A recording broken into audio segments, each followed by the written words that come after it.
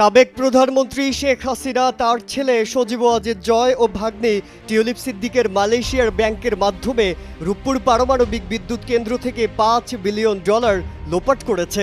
বাংলাদেশি মুদ্রায় 60,000 কোটি টাকা লোপাটের এই অভিযোগ অনুসন্ধানে দুদকের নিষ্ক্রিয়তা কেন অবৈধ ঘোষণা করা হবে না তা জানতে চেয়ে রুল জারি করেছেন হাইকোর্ট।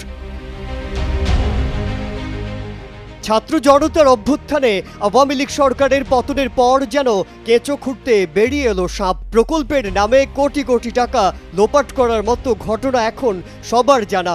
ঋণের বোঝাও এদেশের মানুষের গলায় ঝুলিয়ে গেছে পতিত শেখ হাসিনা সরকার।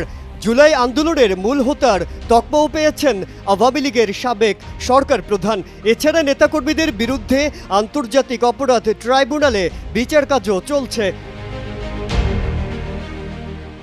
এদিকে রবিবার বিচারপতি ফাহমিদা কাদের ও বিচারপতি মুবিনা আসাফের হাইকোর্ট বেঞ্চ শেখ পরিবারের অর্থ লোপাট অনুসন্ধান চেয়ে রুল জারি করেছেন।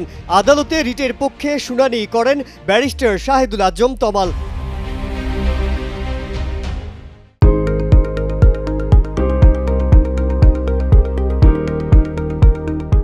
৩ সেপ্টেম্বর ছাত্র জনতার অভ্যুত্থানে সাবেক প্রধানমন্ত্রী শেখ হাসিনা তার ছেলে সজীব ওয়াজেদ জয় ও ভাগ্নে টিউলিপ সিদ্দিকের মালয়েশিয়ার ব্যাংকের মাধ্যমে রূপপুর পারমাণবিক বিদ্যুৎ কেন্দ্র থেকে $5 বিলিয়ন বা $500 কোটি বাংলাদেশি মুদ্রায় 60,000 কোটি টাকা লোপাটের অভিযোগ অনুসন্ধানের নির্দেশনা চেয়ে হাইকোর্টে রিট দায়ের করা হয়। জাতীয়তাবাদী গণতান্ত্রিক আন্দোলন এনডিএম এর চেয়ারম্যান ববি হাজ্জাজ এ রিট দায়ের করেছেন। রিটের পক্ষে আইনজীবী হলেন ব্যারিস্টার শাহিদুল আজম। এদিকে হাইকোর্টের রিটে রূপপুর পারমাণবিক বিদ্যুৎ কেন্দ্রে শেখ হাসিনা ও তার পরিবারের সদস্যদের দুর্নীতি অনুসন্ধানে দুদকের নিষ্ক্রিয়তার বৈধতা চ্যালেঞ্জ করা হয়। দুদক চেয়ারম্যান সহ সংশ্লিষ্টদের রিটের বিবাদী করা হয়েছে। গেল 19 আগস্ট রূপপুর পারমাণবিক বিদ্যুৎ কেন্দ্রে শেখ হাসিনা পরিবারের দুর্নীতি নিয়ে বিভিন্ন গণমাধ্যমে প্রতিবেদন প্রকাশিত হয়েছে। এসব প্রতিবেদন যুক্ত করে হাইকোর্টে রিট করা হয়।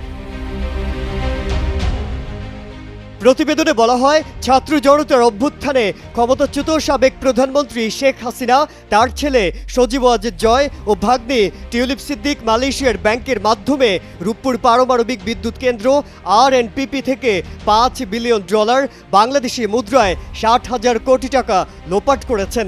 এক প্রতিবেদনে তথ্য জানিয়েছে বিভিন্ন দেশের সামরিক ও প্রতিরক্ষা খাতে দুর্নীতির অনুসন্ধানকারী গ্লোবাল ডিফেন্স কর্পোরেশন।